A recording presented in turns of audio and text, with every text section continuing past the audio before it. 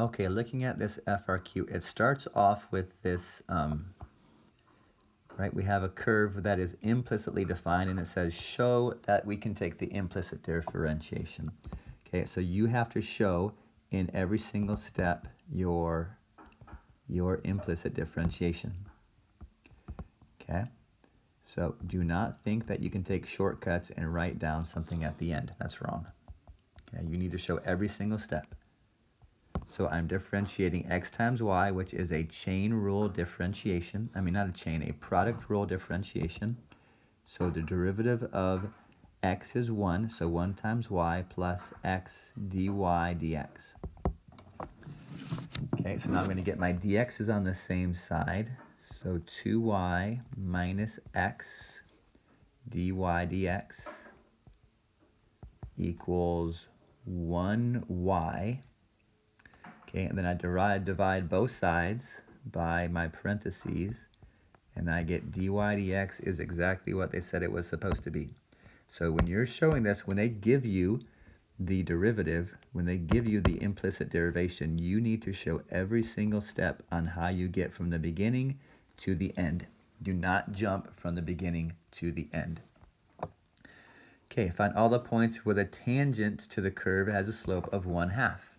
So we're going to take our slope, which is the derivative that we just found right here, and set it equal to 1/2. Okay, so we cross multiply. Yes, 2y equals 2y minus x. And what do we get? What do we get? We get some crazy stuff, don't we? It looks like everything is gone. Right? Does everything cancel out? Well, I'll tell you what, let's go back and do this. If we look at our fraction, because that's kind of confusing, we know that the numerators have to be equal and the denominators have to be equal. Okay, so if the numerators are equal, that means, well, we can do this. We'll subtract this from both sides, and we get x equals 0. Okay, that's fine. That's a good answer. X equals 0. So if x equals 0, then 2y equals 2y minus 0, so y has to equal 1. I guess y could be anything, couldn't it? But up here, we want y to be 1, so we can have a 1/2 as our point. So we're going to have x equals 0 and y equals 1. How about that? That sounds fine. That's a good point. Find all the points, 0, 1. Or maybe it's just going to be 0y, because y really doesn't matter what it is, right? The y is going to be the same no matter what. So it could be all the points on here could be of the form 0, comma y, where y is a real number. Wow, that's a lot of points. So all the points on the y-axis have a slope of 1/2, 0, comma y. Okay, show that there are no points on the curve where the tangent line is horizontal. So the tangent line is horizontal is when the slope equals 0. Okay, so let's go over here and check this out. We want to know when y over 2y minus x equals 0. Okay, so what's going to happen here? If we cross multiply, right, to get rid of this, we have y equals 0. But there's probably a reason here that something's going on. No points where the tangent line is equal to 0. Okay, so we did that and we got y value of 0, yes? Okay, so then let's plug it into our original equation up here and let's figure out what the x value is, right? We need to have an x value for the y value of 0. So if we have 0 squared equals 2 plus x times 0, right? 0 equals 2 is not a true statement, right? 0 does not equal 2. So because when y is 0 is the only time, right, when our numerator is 0, there is no corresponding x value. Okay, so you would have to show this stuff.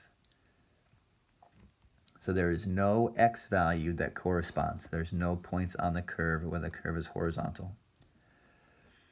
Okay, and then lastly, we have a differentiation with respect to time. Okay, so we need to do dy dt for our function now. Okay, so this is dy dt, so 2y dy dt equals 0 plus, here once again we have our product rule. So we have y dx dt plus x dy dt. And now let's plug in all of our stuff and find the value of dx dt. Okay, y is 3, dy dt is 6, and we're going to have to figure out what x is in a second. Okay, so 2 times 3 times 6 equals 3 dx dt's plus x times 6. So we're going to come up and figure out what our x value is up here. Right, 3 squared equals 2 plus x times 3.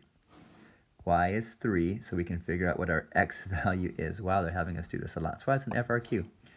Right, so 9 equals 2 plus 3x.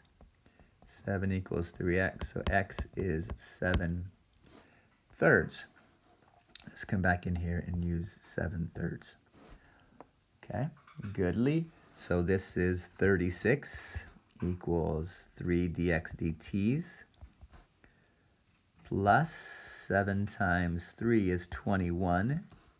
So we'll subtract over here and get 15 equals 3 dx dt's. And it looks like dx dt is changing at a rate of 5. Are there any units? Nope. Just dx dt equals 5.